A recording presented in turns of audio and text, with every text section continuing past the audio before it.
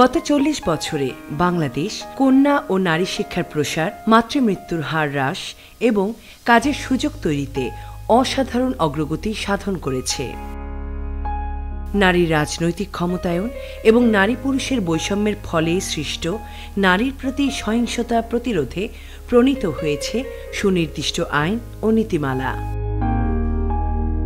সবচেয়ে বড় কথাটা যেটা আমরা বলেছি আমাদের স্বাধীনতার যে ঘোষণাপত্র আছে সেটার মধ্যে যে মানবিক মর্যাদা, অর্থাৎ প্রতিটি মানুষ মানুষ হিসাবেই সমান মর্যাদার অধিকার হবেন এবং মর্যাদা কথাটার কিন্তু একটা বিরাট বড় মূল্য রয়েছে। আজ বাংলাদেশে এমন কোনো ক্ষেত্র নেই যেখানে নারীর উপস্থিতি চোখে পড়ে না এবং যেখানে নারী কোনো অবদান রাখেনি। অবদানে অর্জনে হয়েছে প্রমাণ, শ্রমে ও সেবায় নারী সমান সমান। এই অবদানকে জাতীয় অর্থনীতিতে মূল্যায়নের লক্ষ্যে জনগণ ও নীতি নির্ধারকদের সচেতনতা বৃদ্ধি, এর মূল্য জিডিপির অন্তর্ভুক্ত এবং এই বিষয়ে সরকারি বেসরকারি পর্যায়ে কার্যক্রম গ্রহণ করা প্রয়োজন, যার ফলে সামগ্রিকভাবে নারীর প্রতি বৈষম্যের হার কমে আসে। নারী পুরুষের মধ্যে সমতা প্রতিষ্ঠার পথ সহজ হবে। সর্বোপরি নারী মর্যাদার সাথে পরিবার, রাষ্ট্র ও সমাজে আরও এগিয়ে যাবে এবং সামগ্রিকভাবে নারীর অবস্থানের পরিবর্তন হবে।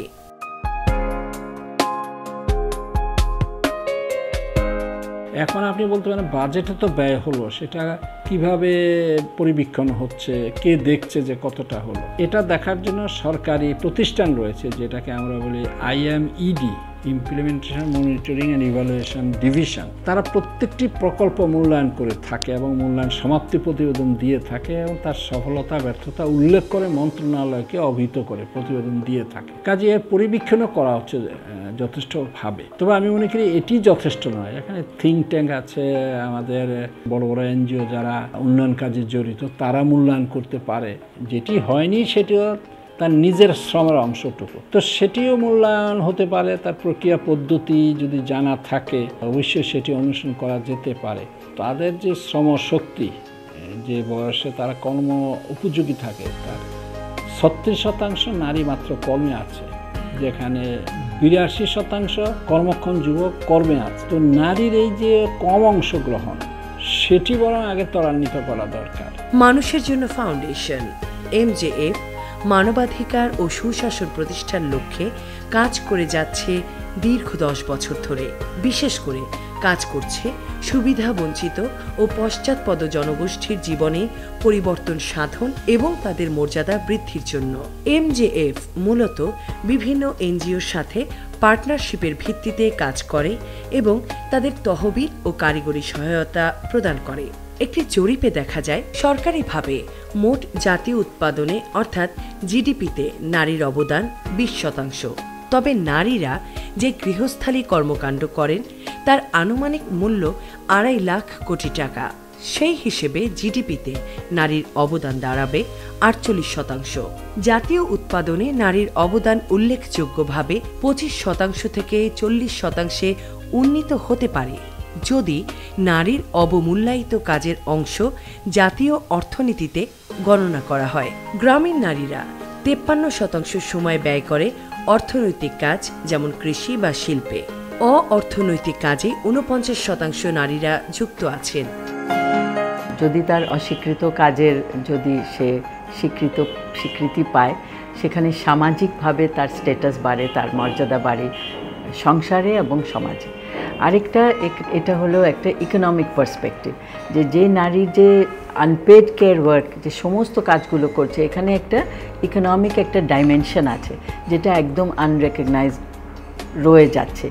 আমরা মনে করি সেখানে সরকারের একটা বড় দায়িত্ব রয়েছে, যে সরকার যে জেন্ডার রেসপন্সিভ বাজেটিং করছে অনেকগুলো মন্ত্রণালয়, সেখানে শুধু দেখছে যে নারী বাইরে গিয়ে যে ইকোনমিক অ্যাক্টিভিটি করছে, ঘরের ভেতরে যে কাজগুলো করছে সেটার কোনো এখানে রিফ্লেকশন আসছে না। সরকার তো একটা বিরাট কমিটমেন্ট করেছে সাস্টেনেবল ডেভেলপমেন্ট গোল এর অর্জন, যেটা গোল 5, সেখানে কিন্তু পরিষ্কারভাবে বলা হয়েছে যে নারীর আনপেড কাজের রিকগনিশন দেওয়া।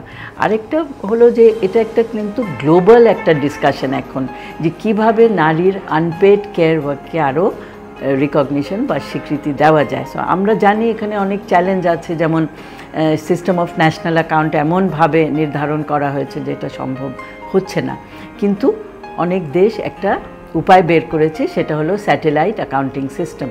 এই স্যাটেলাইট অ্যাকাউন্টিং সিস্টেম সম্পর্কে আমাদের এখানে খুব একটা ভালো ধারণা নাই।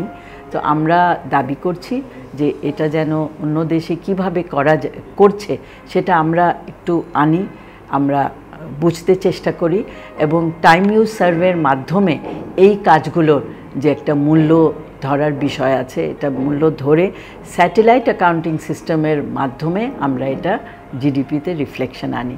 এবং আমাদের দাবি হলো যে আগামী বাজেটে অবশ্যই যেন এটার রিফ্লেকশন আসে এবং জিডিপিতে নারীর অস্বীকৃত কাজ, আনপেড ওয়ার্ক যেন রিফ্লেকশন পায়।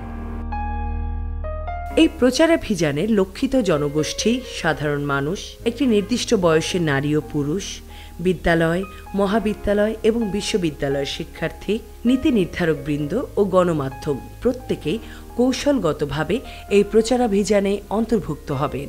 প্রাথমিকভাবে মূলত 3টি কর্মসূচির কথা ভাবা হয়েছে, যা গণমাধ্যমকে বিশেষ ভূমিকায় রেখে আগামী 3 বছরে বাস্তবায়ন করা হবে। যে সম্পদের বরাদ্দ শুধু করলে হবে না, সেই বরাদ্দটা আসলে অভীষ্ট লক্ষ্যে কতদূর যেতে পারছে। এখন এক্ষেত্রে আসলে যে বিষয়গুলো চিন্তা করবার দরকার রয়েছে, যে শুধু একটা বিষয় হচ্ছে বরাদ্দ থাকা অবশ্যই গুরুত্বপূর্ণ, দ্বিতীয় বিষয়টা হচ্ছে বরাদ্দ থাকতে হবে, দ্বিতীয় বিষয়টা হচ্ছে বরাদ্দটা কতটা নারীর ক্ষমতায়নের সাথে সঙ্গতিপূর্ণ সেই বিষয়টা দেখতে হবে, এবং সমতায়নের ক্ষেত্রে কতটা এগিয়ে যেতে সাহায্য করছে সেটা দেখতে হবে। এবং তৃতীয় যে বিষয়টি দেখতে হবে সেটা হচ্ছে যে আসলে নারী সেটা ব্যবহার করতে পারছে কিনা, এবং সেটা ব্যবহার করার জন্য প্রতিবন্ধকতা কী কী রয়েছে। দেশব্যাপী জনসচেতনতা কার্যক্রম গ্রহণ, নারীর অর্থনৈতিক ও গৃহস্থালী কাজে অবদানের বিষয়ে গবেষণা, নারীর অবদানকে স্বীকৃতি ও জিডিপিতে অন্তর্ভুক্তির জন্য অ্যাডভোকেসি করা।